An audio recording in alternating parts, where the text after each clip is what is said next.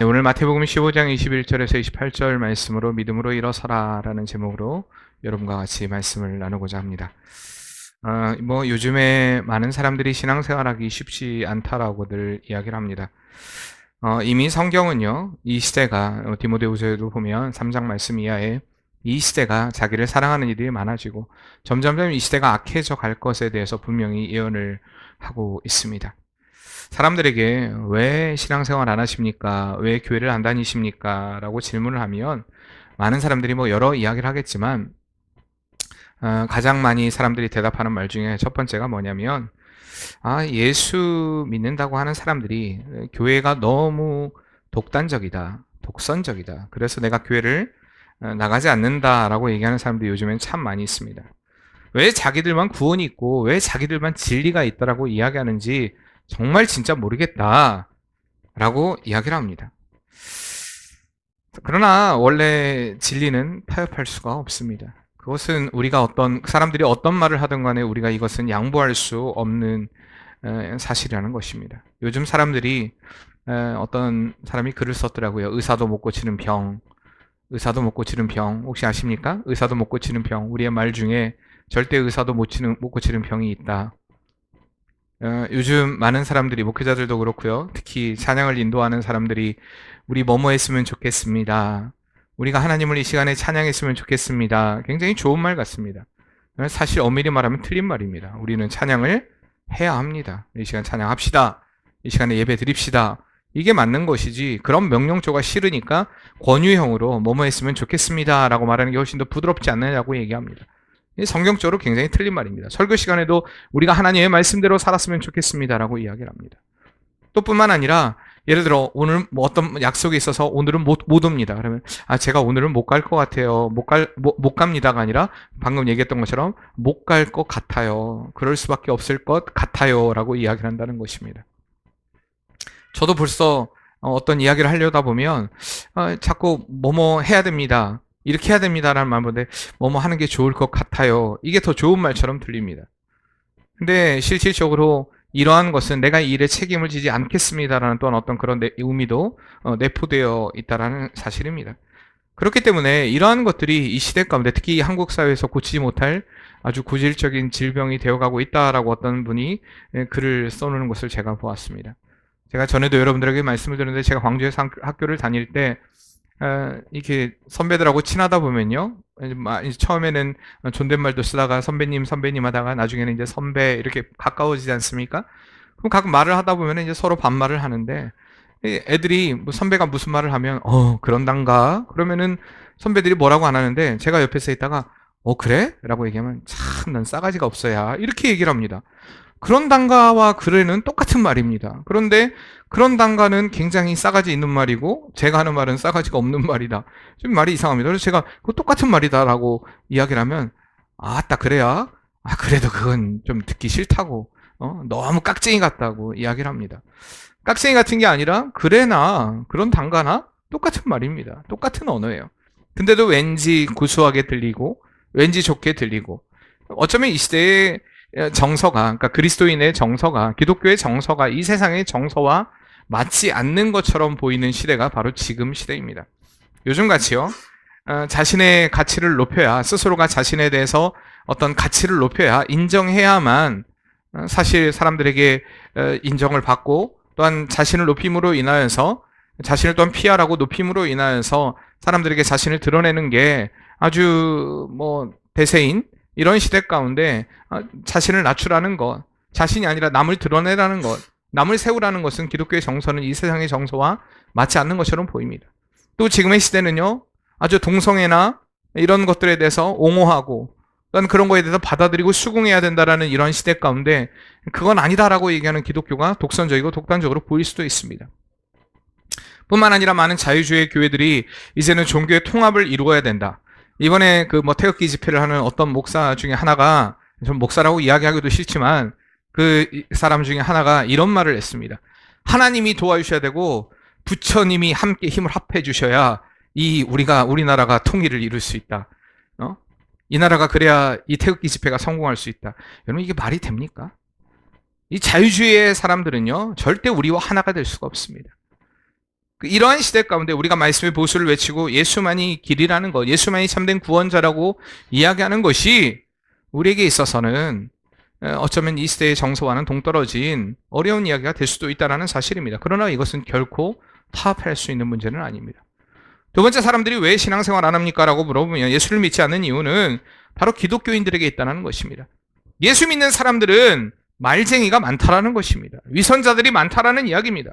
기독교인들이 본이 되지 못하고 성경이 말하는 진리대로 살지 못하면서 말은 잘한다는 이야기입니다.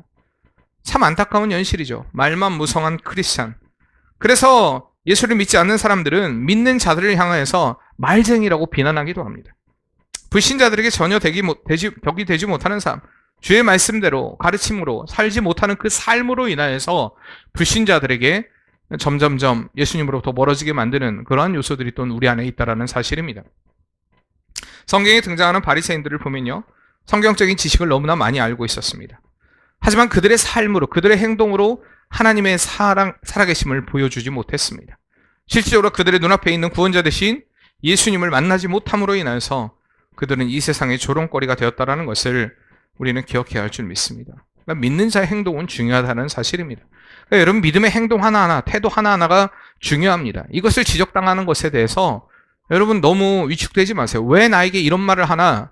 제가 간혹 여러분들에게도 믿음의 사람으로서 이러한 삶을 살아야 됩니다, 이러면 안 됩니다 라고 이야기하는 것이 그 당시에는 기분이 나쁠지 모르겠지만 여러분 깊이 사색해 봐야 됩니다. 묵상도 해야 됩니다. 그리고 반성도 해야 됩니다. 내가 왜 정말 하나님의 말씀대로 살지 못함으로 인해서 이러한 지적을 받게 되는가에 대해서 자신에 대해서 스스로 돌아봐야 한다는 것입니다. 그리고 세 번째, 그들이 이야기하는 것은 기독교인의 현실성이 없다라는 것입니다. 구원을 얘기하고 천국을 얘기하고 영생을 얘기하고 이런 실감내지 않는 이야기, 이 세상에서는 전혀 실감나지 않는 이야기들을 그들이 하고 있다는 것입니다. 기독교는 독백일 뿐 현실과 연결되지 않는다라고 그들은 그렇게 이야기를 합니다. 그리고 네 번째 이유는요, 교회에 나가기까지는 나갔는데 교회 안에서 소외를 당한다는 이야기를 하는 말들을 참 많이 듣게 됩니다. 하나님이 나를 받아들이지 않을 것 같다라는 그런 소외감. 왜냐하면 교회의 문화가 이미 형성이 되어 있는데 그 문화 가운데 왠지 나는 이방인과 같은 느낌, 여기는 다니지 않아야 된다라고 하는 그런 느낌. 오늘 왜 안 나오신지 모르겠지만 석금수 할머니도 그런 말씀을 하시더라고요. 내가 여기 없는 게 이 그룹에 좋을지 않을까. 여러분, 그런 게 어디 있습니까? 전 그 말 듣고 진짜 일주일 동안 너무 가슴이 아팠습니다. 여러분, 우리 맑은샘 교회 사랑하는 성도님들 가운데 잊지 말아야 될 사람은 하나도 없습니다. 아멘이십니까? 우리 모두가 이 맑은샘 교회의 공동체 일원입니다. 정말 교회가 이러한 소외감, 어떤 신앙에 대한 소외감, 거절의 마음들, 하나님이 나와 함께하지 않을 것처럼, 어떤 사람들은 이야기합니다. 내가 너무 죄를 많이 지어서 이제는 내가 그 죄를 주님이, 하나님이 용서해 주지 않으실 것 같다라는 그러한 생각들, 이런 것들로 인하여서 교회에 나오지 않는다는 것입니다. 이러한 것들은 본인이 문제이기도 하지만 교회가 준비되지 못함으로 인해서 그들을 받아들이지 못하는 그러한 현상도 많이 보게 됩니다. 얼마 전에 제가 읽은 책 가운데 새신자가 교회에서 듣기 싫어하는 5가지 말이라는 그런 글을 보았습니다. 이건 책에서 본 건 아니고 어떤 글에서 보았는데, 새신자가 교회에서 듣기 싫어하는 5가지 말, 여러분 잘 귀 기울여 들어보세요.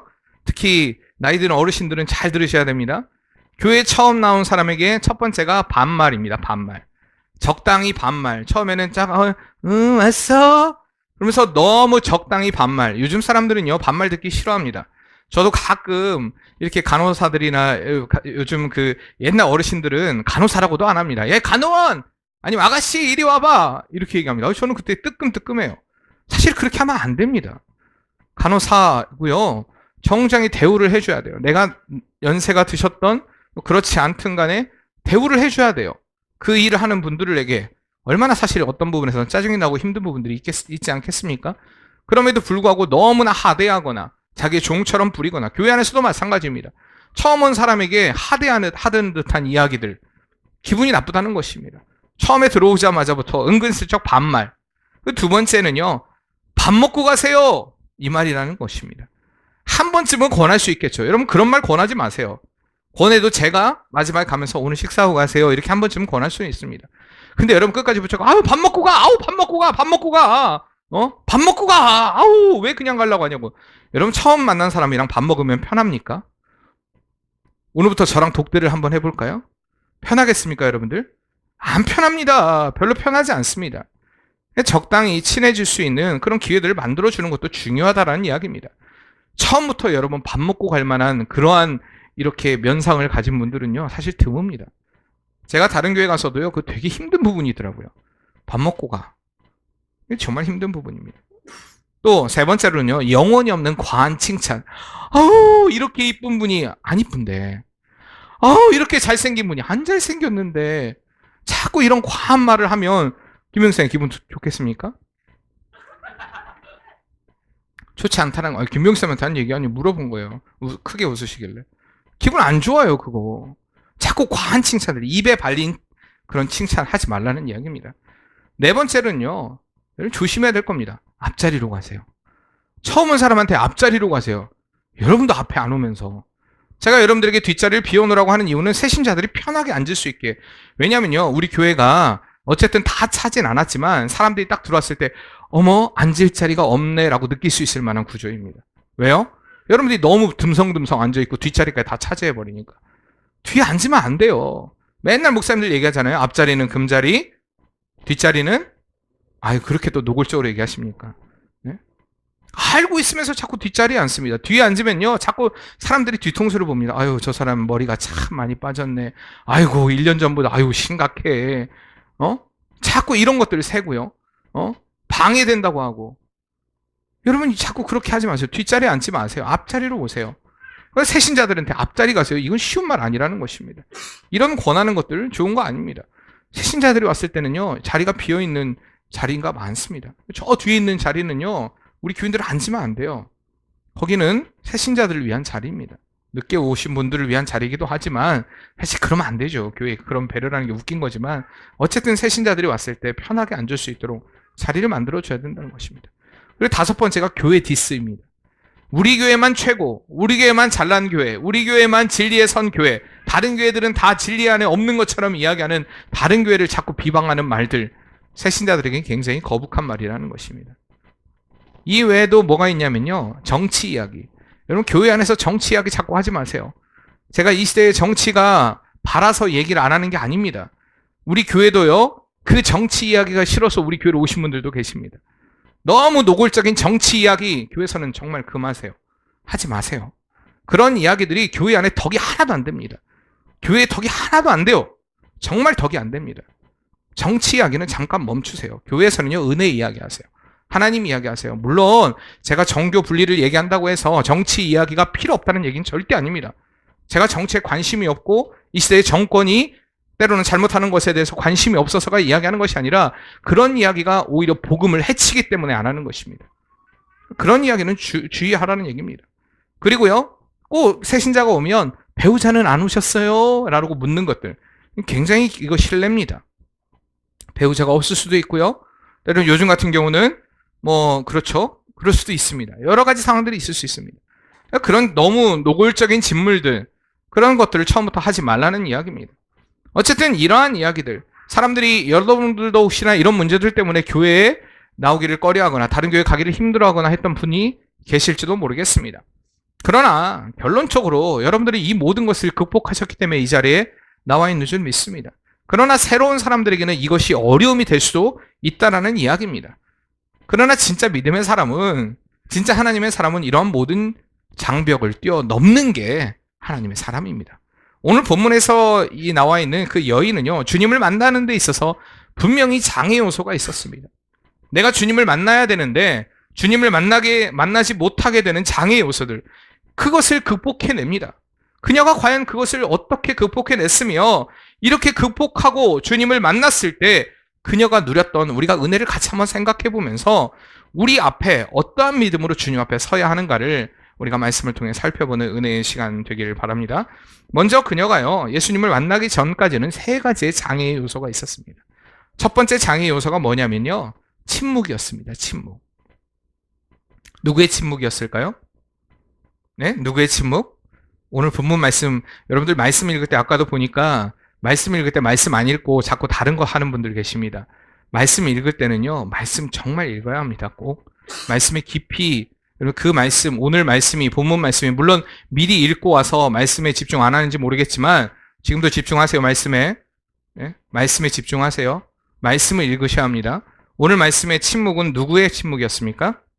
예, 예수님의 침묵이었습니다.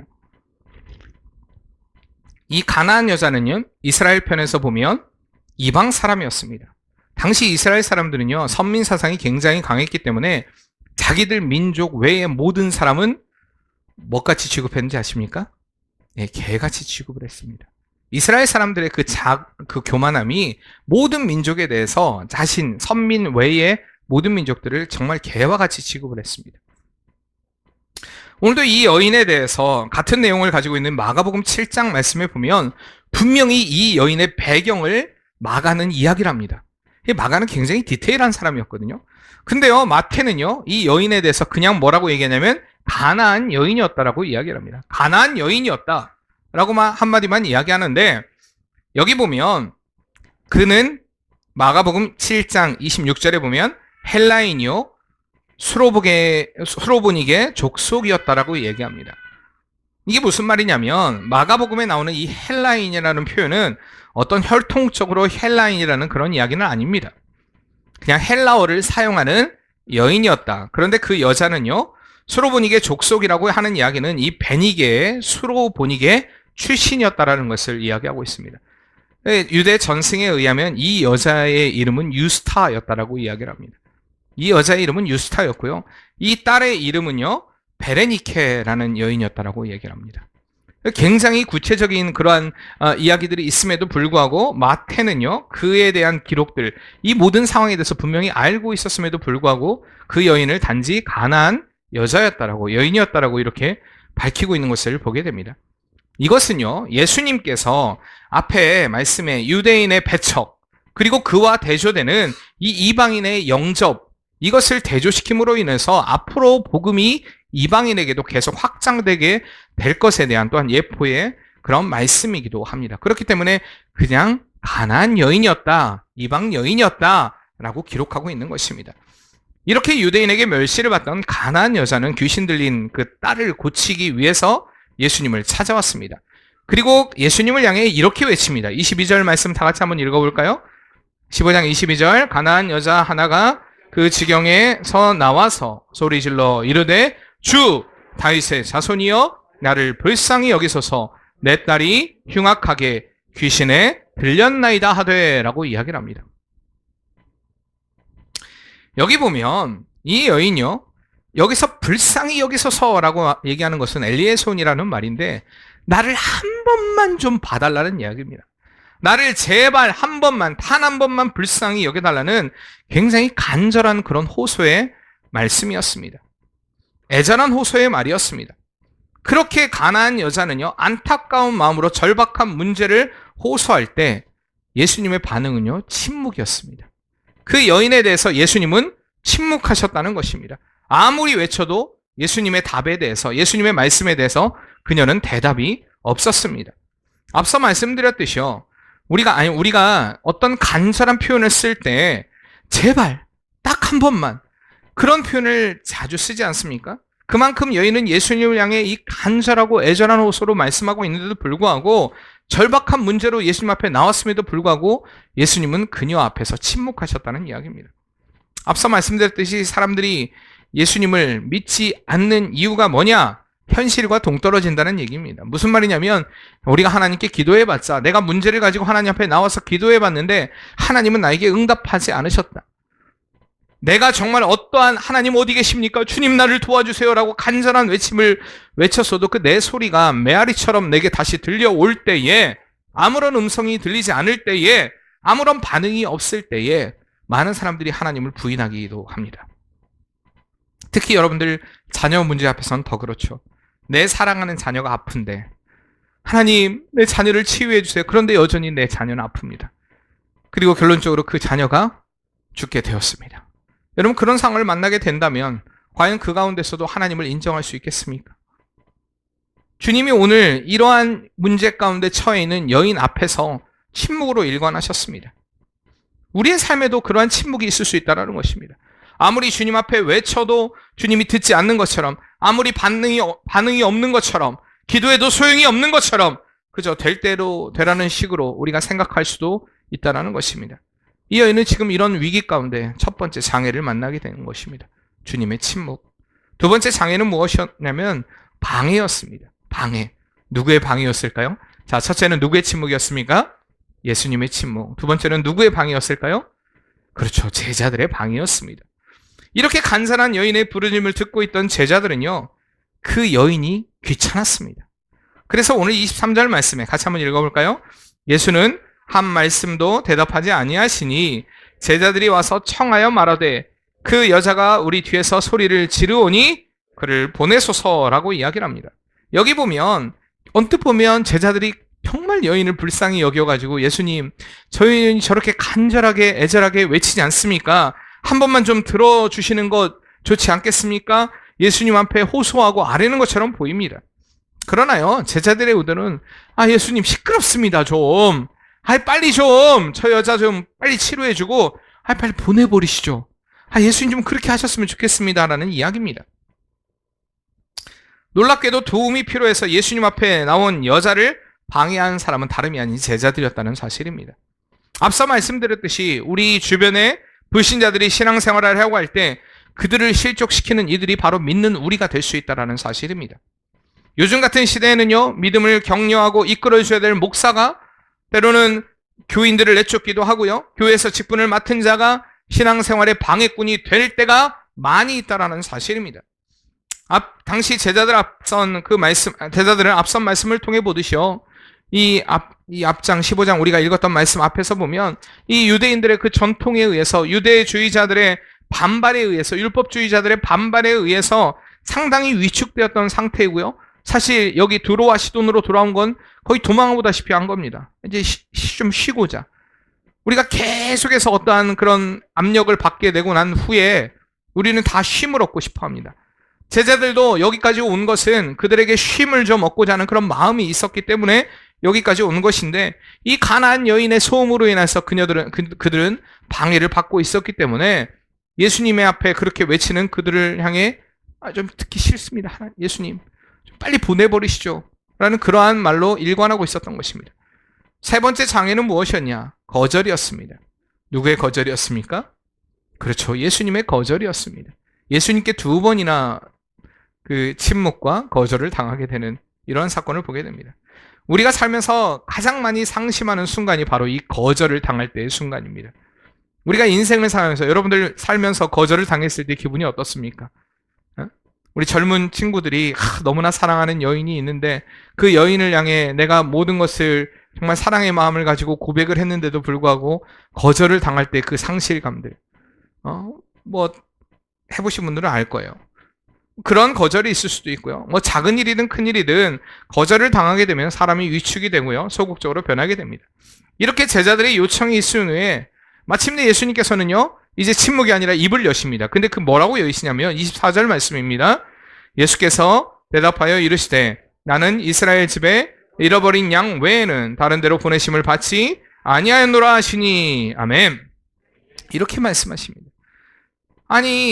그리고 더 나아가 26절 말씀에 보면 자녀의 떡을 취하여 개들에게 던짐이 마땅하지 아니하다라고 예수님이 말씀하십니다. 침묵하다가 이제 말씀하시기 시작했는데 너는 이스라엘 백성이 아니기 때문에 난 도와줄 수 없다. 그리고 자녀의 떡을 취하여 개들에게 던짐이 마땅하지 아니하다라고 하는 거절의 말씀으로 그녀에게 말씀하고 있는 것입니다. 물론 이것은요, 그 여인을 시험해 보기 위한 예수님의 말씀이었습니다. 그러나 여러분들, 만약에 여러분들이 이 자리에 있고 그런 거절을 당했다고 생각해 보세요.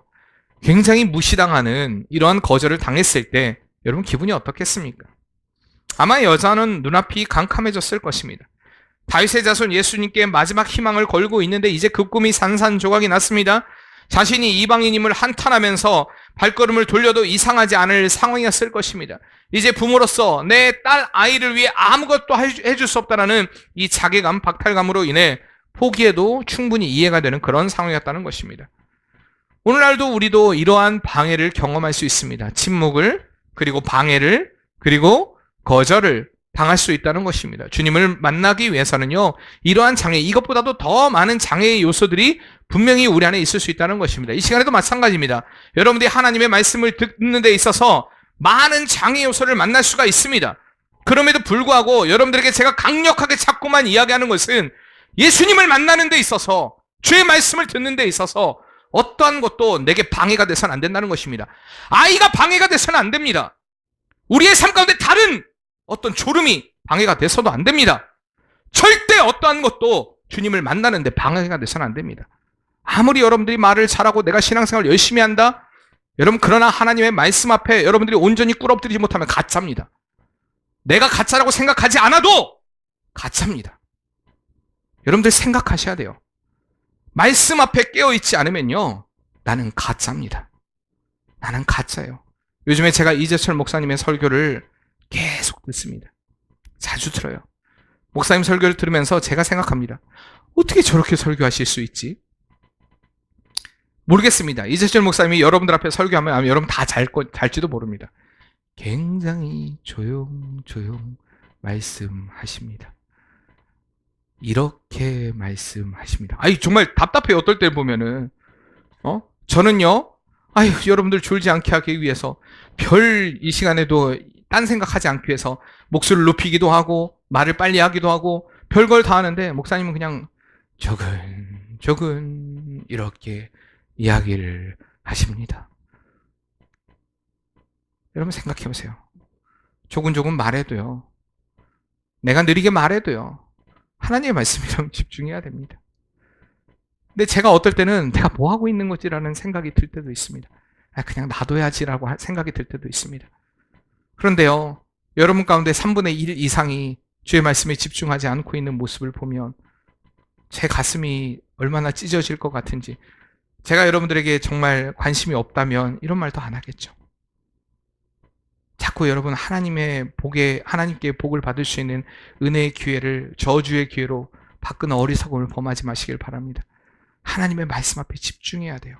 그 말씀을 듣기 위해서, 하나님의 말씀이 내 마음 가운데 들려지기 위해서 여러 가지, 어쨌든 우리가 주님을 만나는데 방해 요소는 존재한다라는 것입니다. 여러 가지 방해의 상황들, 예수님을 좀 제대로 믿어보고 싶고 신앙생활도 제대로 하고 싶은데 우리가 여러 가지 문제들을 만나기도 합니다. 그러나 이 여인은요, 이 모든 방해 요소를 극복했다는 것입니다. 그래서 그녀가 마지막에 예수님께 들었던 이야기는 바로 28절 말씀입니다. 여자여, 내 믿음이 크도다. 내 소원대로 되리라. 아멘. 오늘 이 응답이 우리의 응답이 되어야 줄 믿습니다. 내 믿음이 크도다. 참 안타까운 것은, 그러니까 예수님께서요, 사실 이 복음서를 통하여서 믿음이 크다고 이야기한 사람은 두 사람이었습니다. 백부장과 바로 여인이었습니다.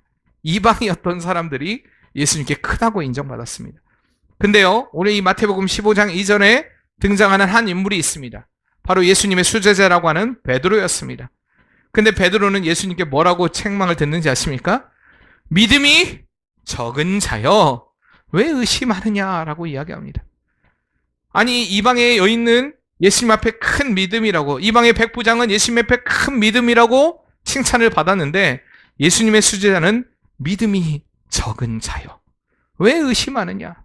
믿음이 적은 자여라는 말을 예수님으로부터 듣게 됩니다. 바로 14장 31절 말씀입니다. 믿음이 적은 자여, 왜 의심을 하느냐? 여러분 한번 생각해 보세요. 믿음이 적은 자와 큰 자의 차이가 무엇일까요? 믿음이 적은 자는 어떤 자이고 주님이 인정하는 믿음이 큰 자는 어떤 사람이라고 생각하십니까? 여러분 오늘 말씀을 통해 보세요. 자, 이제 눈을 뜨시고요. 어떤 사람이라고 생각하십니까? 믿음이 큰 자와 작은 자, 주님이 인정하시는 믿음이 큰 자는 누구이고 믿음이 작은 자는 누구입니까? 말씀에 나와 있습니다. 말씀을 보시라고요. 어떤 사람입니까? 의심하는 사람?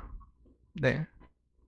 여기서 믿음이 큰 자와 작은 자의 차이는요, 바로 내 눈앞에 문제를 보느냐, 아니면 그 문제 앞에서 주님을 보느냐의 차이입니다.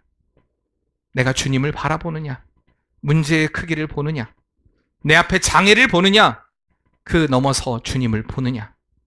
바로 이 여인이 큰 믿음이라고 예수님께 칭찬을 받을 수 있었던 것은 그 문제 앞에, 그 문제 넘어 계신 주님을 바라보았기 때문입니다.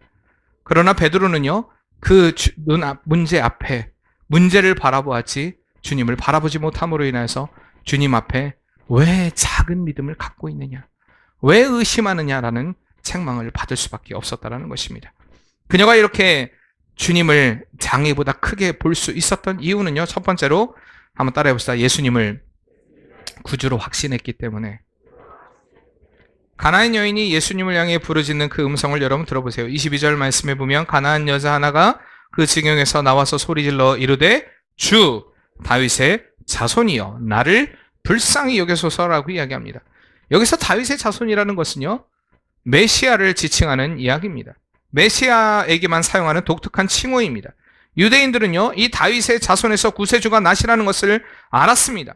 이방인이었던 그녀는요, 이스라엘 백성들로 제대로 깨닫지 못했던 이 사실, 즉 예수가 그리스도이심을 믿었다는 사실입니다.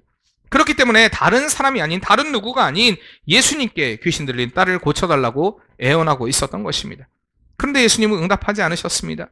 주님의 침묵에 좌절하고 돌아갈 수밖에 없는 그런 상황 가운데 여인은 취하게 된 것입니다. 그러나 그녀는 그 주님의 침묵 앞에서 물러서지 않았던 것입니다. 반드시 주님이 말씀하시려는 그 확신을 가지고 있었고 그녀의 간구를 들으시라는 사실을 알고 기다렸다는 것입니다. 주님 앞에 꾸밈 없는 믿음으로, 순수한 믿음으로 꿇어 엎드려 있었던 것입니다. 예수님은 침묵하셨지만 온전히 그분을 신뢰했던 믿음이 바로 그녀의 믿음이었습니다. 그런데 예수님께서 그녀에게 응답하시지 않은 이유는 무엇 때문이셨다고요? 그녀를 시험하기 위함이었습니다. 그녀의 믿음을 시험함으로 인하여서 그녀의 믿음을 더욱더 견고하게 할 뿐만 아니라 그 상황을 지켜보는 많은 무리들 그리고 제자들에게 과연 믿음이 무엇인가를 분명히 주님께서 보여주고자 하시는 충분한 의도가 있는 말씀이 바로 오늘 본문의 말씀입니다. 여러분 사실 생각해 보세요. 바로 앞선 14장에서 믿음이 적은 자여 왜 의심은 하느냐라고 들었던 이 베드로가 주님이 말씀하시는 이 말씀 앞에서 여러분 무슨 생각을 했을까요? 여러분 한번 생각해 보세요.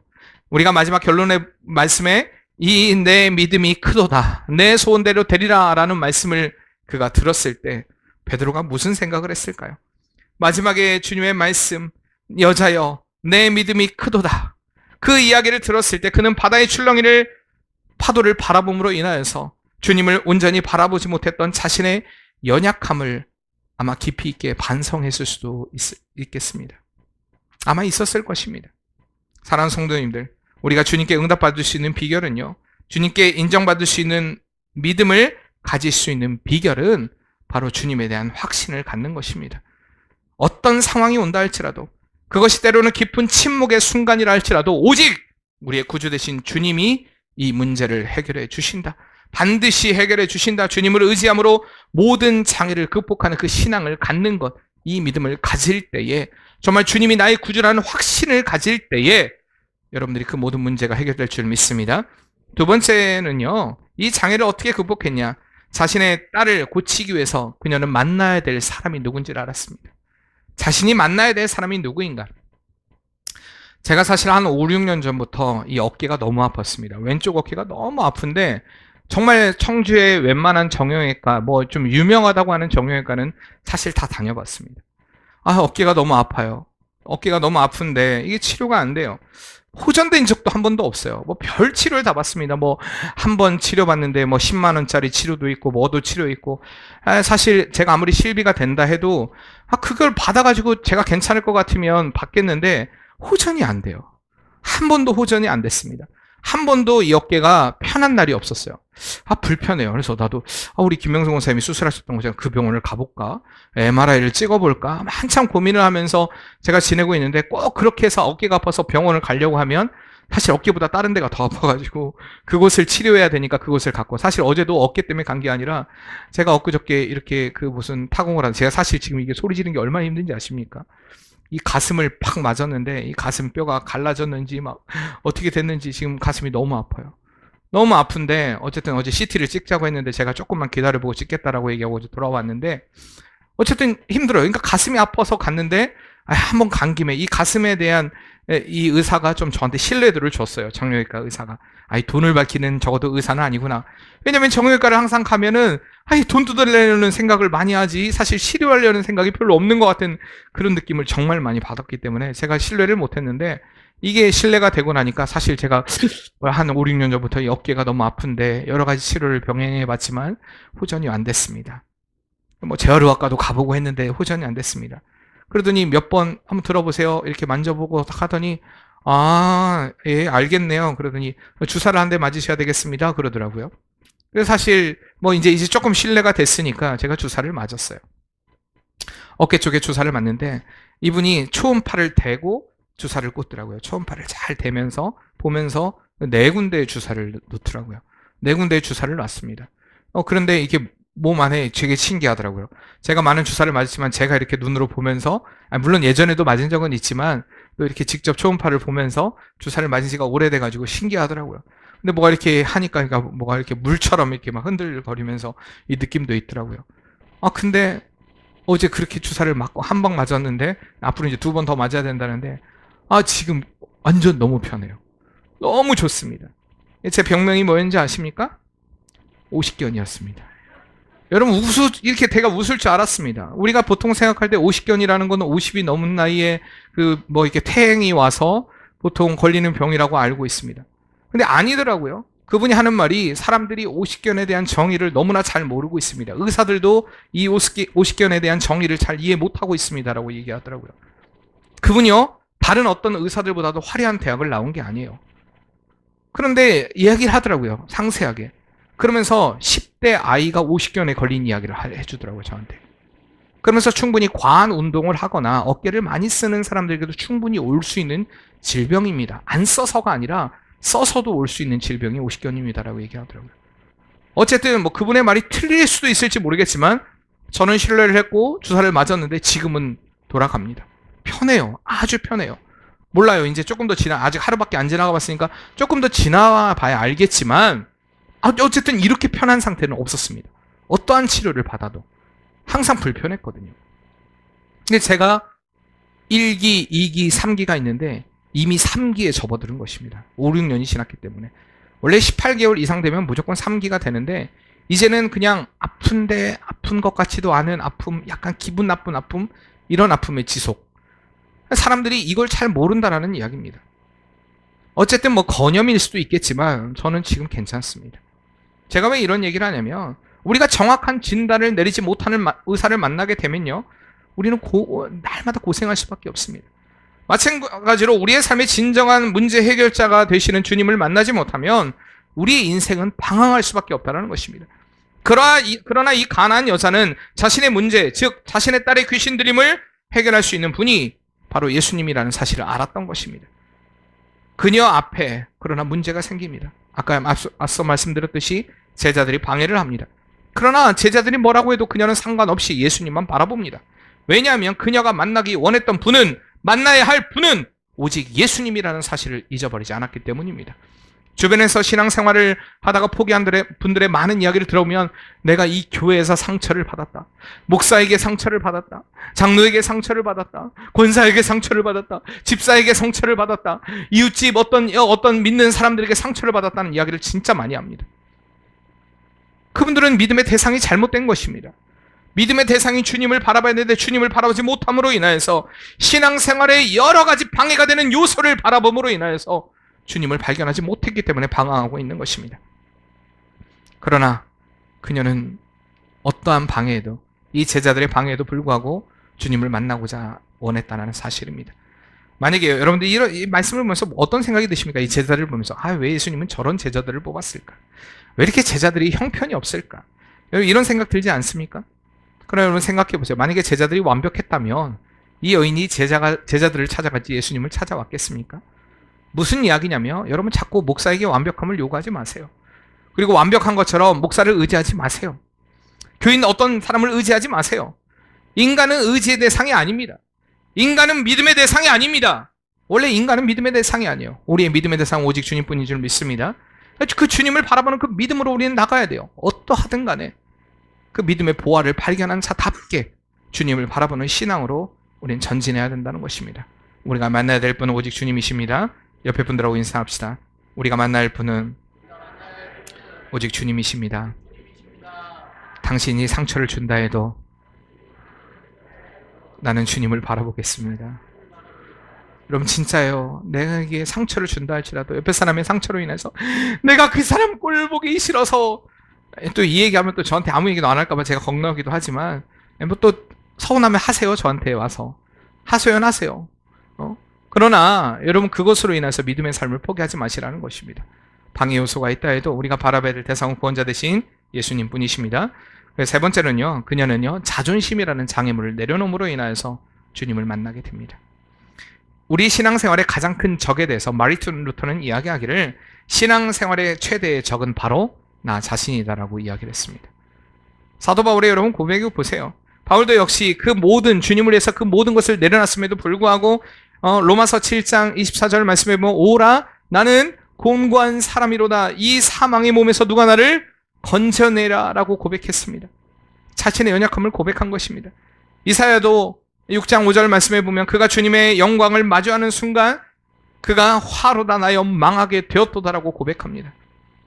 우리 인간은 그런 존재예요. 하나님 앞에서 어떻게 근데 우리의 감히 자존심을 내세우겠습니까? 내 능력, 내 생각, 내 고집, 여러분 이것을 내세워서는요 주님이 주시는 완전한 회복을 누릴 수 없다라는 것입니다. 많은 사람들이 크리스천들이 믿음의 삶을 살고 있다면서도 갈등하고 힘들어하고 번민하는 가장 큰 이유는 진정한 믿음의 대상을 바라보지 못하기 때문입니다. 주님을 바라보지 못하기 때문입니다. 내 의지대로 일하고요, 내 고집대로 일하고요, 교회 생활을 안 한다는 것이 아닙니다. 내 생각대로 교회 생활을 합니다. 내 의지대로 교회 생활을 합니다. 신앙생활을 합니다. 내 가치관, 내 관점에 따라서 신앙생활을 하기 때문에 힘들어하는 것입니다. 난 정말 교회 다니는 게 너무 힘들어 라고 얘기하시는 분들 혹시 있으십니까? 내 고집, 내 가치관, 내 생각을 버리지 못하기 때문이라는 것을 우리는 알아야 한다는 것입니다. 오늘 예수님이 26절 말씀에 그녀에게 아까도 읽었듯이 자녀의 떡을 취하여 개들에게 던짐이 마땅하지 아니하다라고 말씀하신 것은 다른 말로 쉽게 얘기하면 너는 개다라는 이야기입니다. 너는 개야. 유대인들이 죄인들을 향해 개라고 말했고 이방인들을 과시하면서 개라고 말했듯이 예수님도 그 여자를 향해 개라고 표현하고 있는 것입니다. 그럼 생각해보세요. 얼마나 자존심이 상했겠습니까? 만약 내가 믿음의 삶을 살면서 여러분들이 그런 취급을 받는다고 생각해보세요. 너는 개야. 이런 취급을 받는다면, 만약에 나의 자존심을 건드리는 어떤 상황을 만난다면 여러분 기분이 어떻겠습니까? 그런데 뜻밖에도 그 여인의 대답은 이렇습니다. 27절 말씀 같이 읽겠습니다. 여자가 이르되 주여 올소이다마는 개들도 제 주인의 상에서 떨어지는 부스러기를 먹나이다 하니라고 얘기합니다. 주여 옳습니다. 그렇습니다. 저 개 맞습니다. 그런데 개도 주인의 상에서 떨어지는 부스러기를 먹지 않습니까? 그러니 제게 자비를 베풀어 주세요.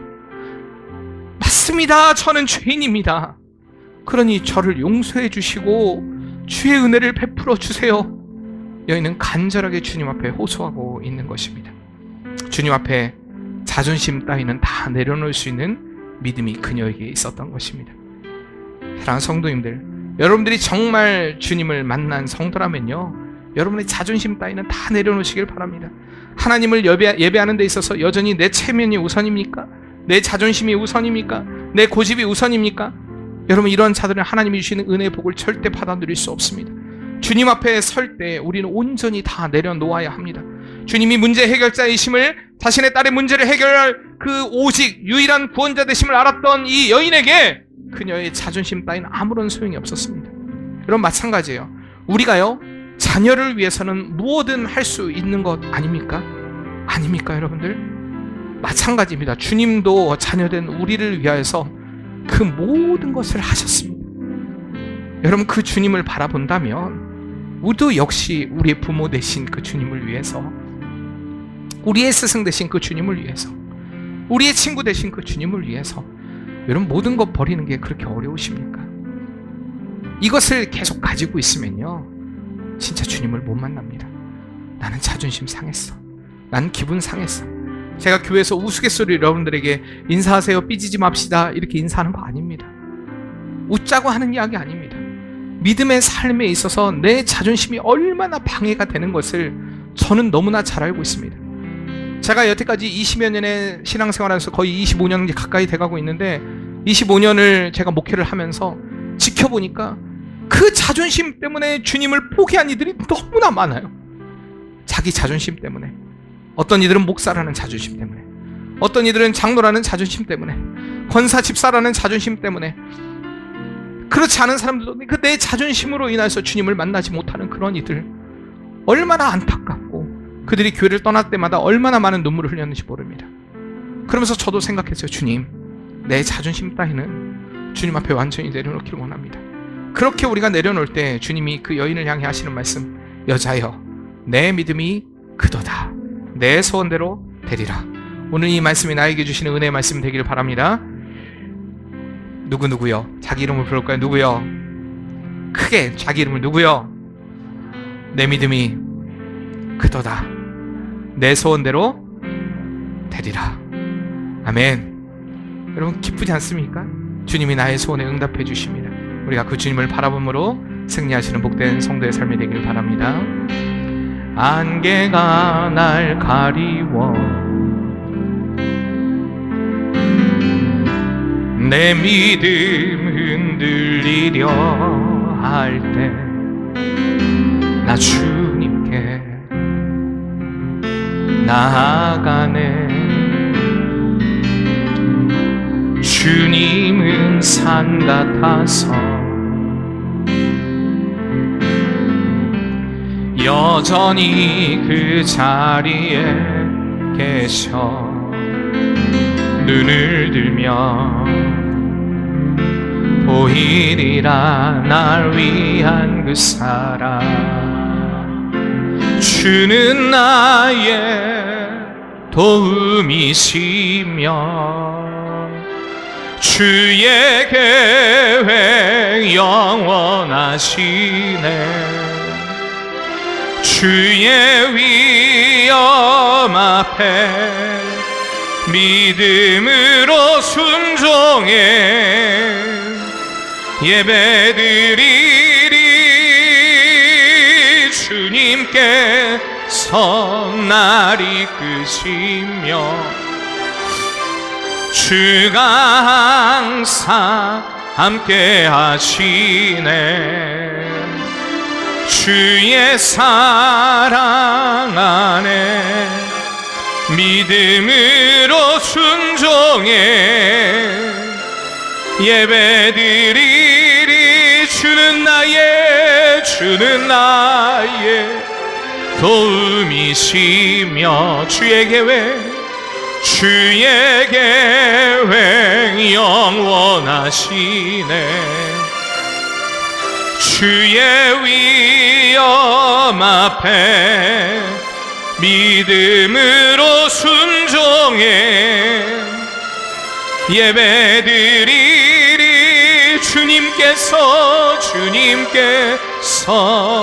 날 이끄시며 주가 항상 함께 하시네. 주의 사랑 안에 믿음으로 순종해 예배드리리. 영원히. 하나님, 진짜 불쌍한 인생은 주님을 만나지 못한 인생입니다. 하나님, 우리가 불쌍한 인생 되지 않기를 원합니다. 주님 앞에 나와 있지만 주님을 만나지 못함으로 인하여서 불쌍한 인생을 사는 어리석은 삶이 되지 않기를 원합니다. 주님, 우리의 여러 가지 방해 요소가 있지만 그 방해 요소를 다 물리치고 우리의 구원자 되신 그 주님을 바라보며 그 주님을 만나길 원합니다. 우리가 주님을 만나길 원합니다. 주님, 우리를 만져주시고 만나주시고 우리를 변화시켜 주시옵소서. 여자여 내 믿음이 크도다. 오늘 이 음성이 내 소원대로 되리라 라는 음성이 오늘 나에게 들려지는 은혜의 음성 되게 주님 도와주시옵소서. 믿습니다. 예수님의 이름으로 기도합니다. 아멘.